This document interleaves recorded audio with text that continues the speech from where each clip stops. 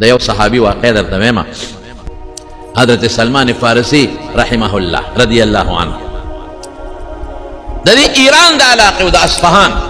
اوس هم په ایران کې اصفهان علاقه شته، دې ته به پخوا فارس وي. عراق او ایران دا یو علاقه وه، یعنی جدا جدا بصره ځان له وه، کوفه ځان له وه، اصفهان دا ځان له ولایتونه، یعنی ځان له ګورنرۍ وې، خو دې ټولو ته به فارس وي. دا عراق پخوا فارسیانو، دې به فارسۍ کې خبرې هم کولې. دا وروستو عرب لاړل او هلته کې اوسېدل. حضرت علي رضی الله عنه دارالخلافه هم یوړه، ډېر عرب لاړل نو دې ژبه بیا عربي وګرځېدل، یعنی دا اصل مخکې فارسیان. دې پخپله وایي زه د اصفهان کې د یو کلي اوسېدونکی وم او زه د پلار نیازبین بچی او پلار مې مالدار و پټی یم او پلار مې بت پرستو آتش پرستو د اور عبادت پې کوه. اوس هم په دې ایران او په دې اصفهان علاقه کې بعضې آتش پرست شته دي، هغې اور بلې او د اور عبادت کوي. او زما پلار په هغه آتش پرستۍ کې هغه حد ته رسېدلی و چې د هغه آتشکدې نګران و، لکه د جومات مشر چې وي، هغه اور باندې د هغه ډیوټي وه، هغه سره خپل لاندې نوکران به و، دې ډیوټي وه چې دا اور رانه مړ نه شي، د هغې اور نه مري تر قیامته پورې بلې ساتي اور ته خدای وایي. وی زه به پټو ته تلم راتلم، نو چې پټو ته به تلم نو زمونږ په لاره کې د عیسایانو یو چرچ و، عبادت خانه وه.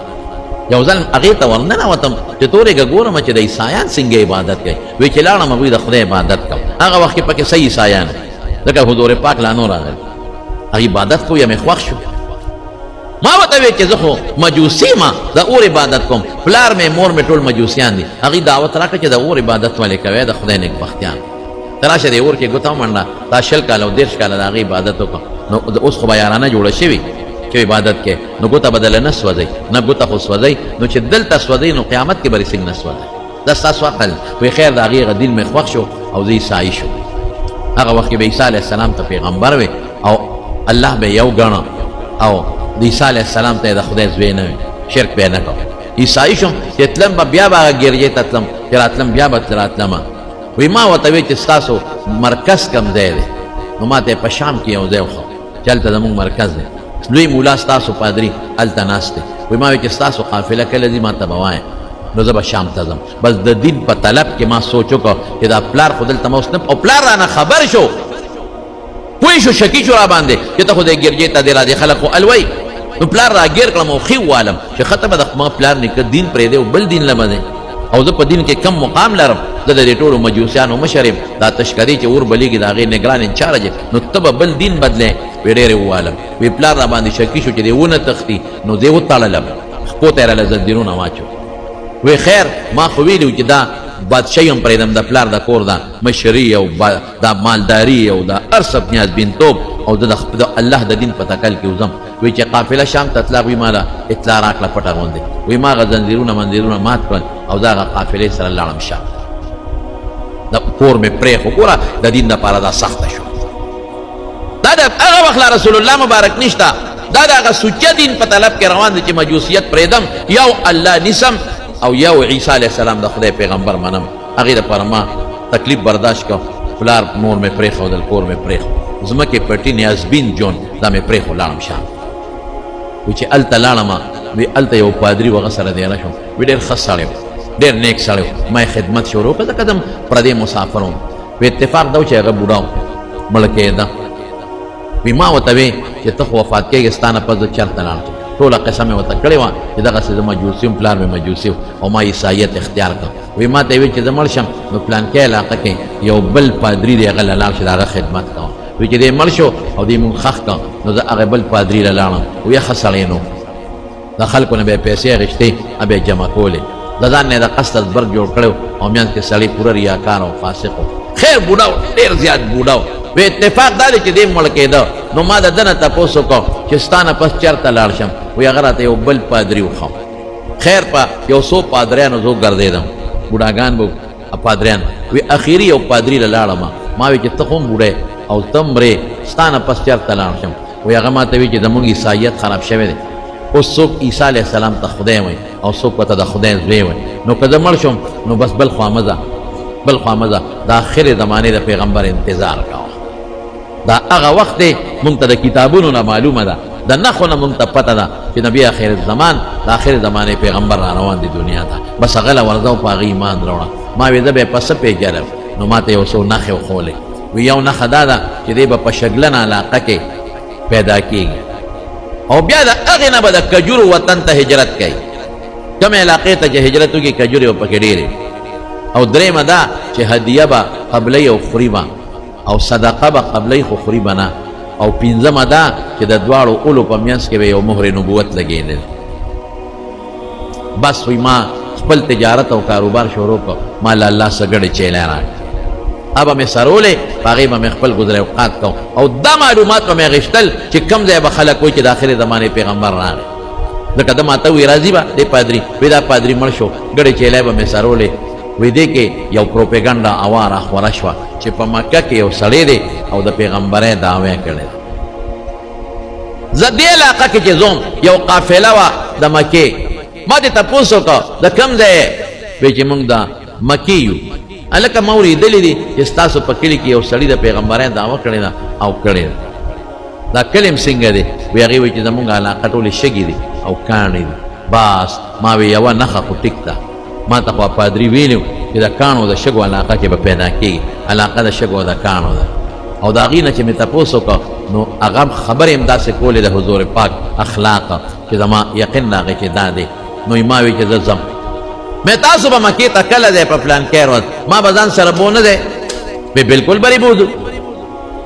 هغې روان شو خو به قافلې وې ورو به تلل په لاره به تجارتونه کول په میاشتو کې به ځای ته رسېدل وایي ما خپله کډه کوډه خپلې ګډې چیلیر سره ونغښتل او روان شوم وسه وایي هغې ظالمانو ما سره ډېر ظلم یو ځای کې زما نه ټول سامان واخېست او زما ګډې چیلې هم قبضه کړې او یې زه ونیوم او په منډی کې خرڅ کړم چې دا زمونږ غلام ما چغې والې چې زه غلام نه یم زه اصیل یم خو خیر نه مې خلکو منله او نه هغوی منله ډېرو زه یو یم خرڅ یې کړم ځکه اوس چې دا خلک هلکان یې غوا کړي او بیا یې په دې خانه بدوشو خرڅوي خانه بدوش څوک پیسه کوي څوک پیسه کوي او څوک پیسه کوي دا قرنګې دې خرڅ کړم په منډی کې د غلامانو دوا ما په سترګو اوښکې قلارې نه شوې جړا مې شروع کړه چې خدایه داس کم ازمایش کې ګیر شم خدایه ما خو هغه باطل دین پرېښو او سوچه دین مې اختیار کړ او ما خو زه به د آخرې زمانې پیغمبر له ځان رسوم اوس خو پردې غلام یم اوس خو نه شم غلام تښتېدی به هم نه شو چې کوم غلام به وتښتېد مړکو به اوس خو زه ته تښتېدی هم نه شم خو خپل اختیار هم د غلام دی چې مالک به ورته وي ودره دې کور نه نوته به ګنې نه به وته او خدمتونه به یې پرې کول ای خدایه د بادشاه ژوند رانه لاړ د پلار نیازبین ژوند لیومه اوس خو غلام شم پردې خدمت به کوم چې څه قسمت را باندې کوي که زمینداري را باندې کوي که دیاړي را باندې کوي که را باندې کاڼي چلی پردې خدمتګار شو او بل دا چې ما خو دا هر څه د یو سوچت دین دپاره وکړل نو اوس یا خدای دا څه مشکلاتو کې ګیر شو اوس خو دا هغه پیغمبر ته آخرې زمانې نشم رسېد پریشانه شي ګوره ان مع العسر یسرا ان مع العسر یسرا سختۍ سره اسانتیا وي تکلیفونو پسې راحت وي علا عسى ان تكرهوا شيئا وهو خير لكم تبا یو شی بد ګڼئ هغه به د خیر وي عسى ان تحبوا شيئا وهو شر لكم تبا یو شی ښه ګڼئ به شر دته اوس دا شی بد ښکارېده او غلامي واقعي خبره ده چې زه غلام شم مولا چې را باندې څه کوي به او زه د ده نه تښتېدی هم نه شم او آخر زمانې پیغمبر ته به څنګه رسم وی یو مالک به په یو خرڅولم بل په بل بل په بل تقریبا 14 مالکانو په یو بل خرڅ کړ 14 اخیری چې چا واغېستم هغه د مدینې منورې یو یهودي و مدینې ته ورسېد ګوره الله ته اوس لارې ورته ورو اسانه چې مدینې ته ورسېدم دې کې یو ورځ ما په پټو کې په بوټو کې خدمت کو ځکه غلام او دې کې چغې جوړې شوې چې د آخرې زمانې پیغمبر راغی مدینې ما چې سوچ وکړ چې دا به همغه ځکه وي چې لومبی نښم پکې پیدا شوه چې د شګو د کاڼو وطن کې پیدا شوې دی مکه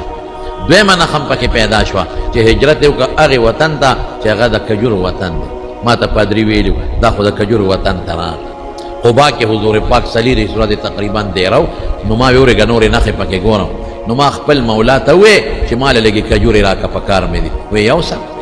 ما سره یې مینه وه د مولا ما یو تال د کجورو ډک کړ حضور پاک په قبا کې و هغه له مې یوړه ما ورته مخې ته کېښو ما وی د الله رسوله دا صدقه د خیرات کې ورته مونږ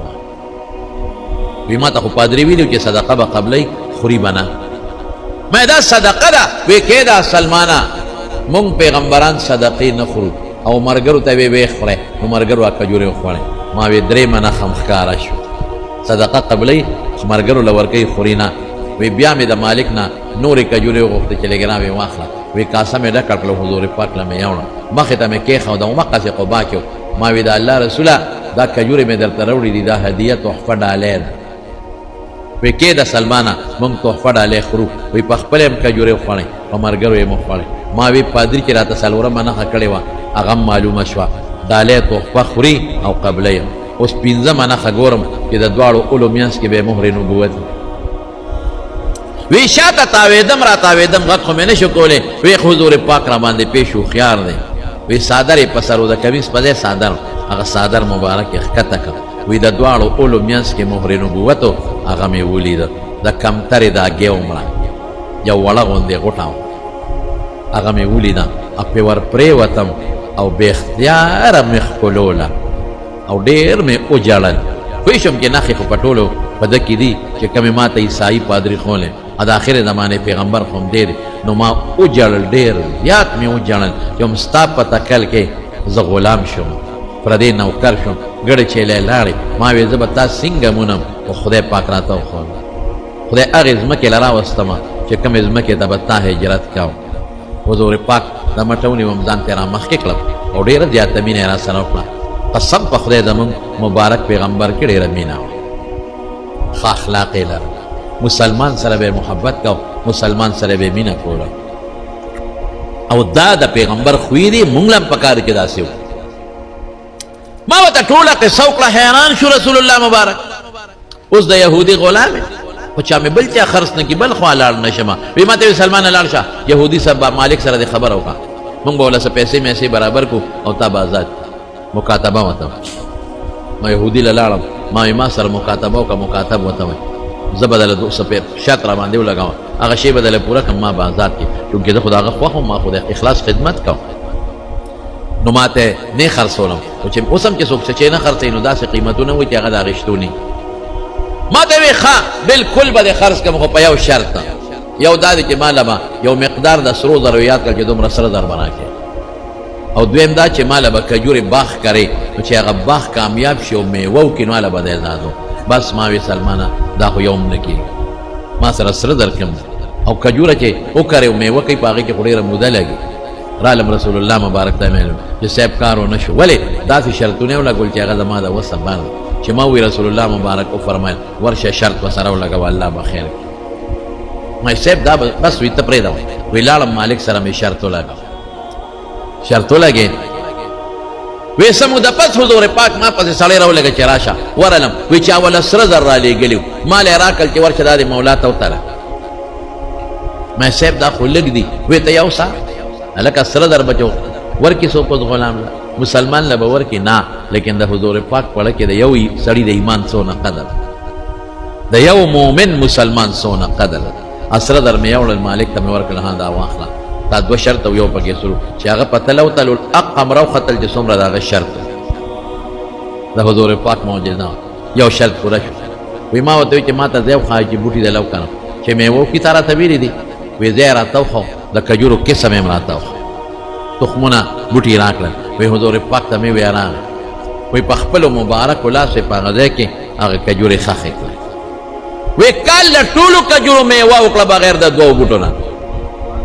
ټولو میوه وی چې میوې ونیوله اول کچه نیسي نو حضور پاک له رالم چې صاحب بوټو خو کامیاب شو غټ شو په لږ ساعت کې او میوې ونیوله دانه خو دوو پکې دانه لا نه ده کړې وی چې راغی صحابه ورسره چې دا ولې عمر صاحب وی چې دا تا کرلې دا دوه پکې ما کرلې دي نو رسول الله مبارک هغه دواړه بوټي وایستل واپس نور یې د هغې په ځای وکرل هغې دوه هم ورسره په هغه کال میوه وکړه دا د حضور پاک معجزه ازاد یې کړه ان مع العسر یسرا د دین دپاره چې تکلیف تیر کې د ګناه نه نو الله به درته اسانتیا پیدا کوي او ډبل اسانتیا به پیدا کوي وګوره پلار یې پرېښو چاله راغی رسول الله مبارک له راغی تکلیفونه رالل پکې میانس کې لیکن حضور پاک له راغی ایمان ور نصیب شو او ټول عمر یې د حضور پاک خدمت وکړه او په مدینه کې هغه سره اوسېد او رسول الله مبارک سوی د سلمان په شا یې لاس کېښو یو ځل یې وفرمایل ان تتولوا یستبدل قوما غیرکم ثم لا يكونوا امثالكم وی که تاسو د ایمان تشاکړه صحابو ته وی تاسو په دې به خدای بل قوم راوړي ستاسو په شان بني ستاسو نه بخي صحابه وی چې زمونږ په دې بل قوم الله را لګي به څوک د سلمان فارسی په شای لاس کې خوده وی دی به یو د قوم وی دی به او د قوم وی او یک دین سوریا ستوري ته ورسیږي سوریا ته لنا له رجال من فارس دا سلمان فارسی ته او د فارس علماء ته اشاره ده که ستوري ته ورسي سوریا ته د دې سلمان دا قوم به واپس راکوسي څومره لویه مرتبه خدای پاک ورکړه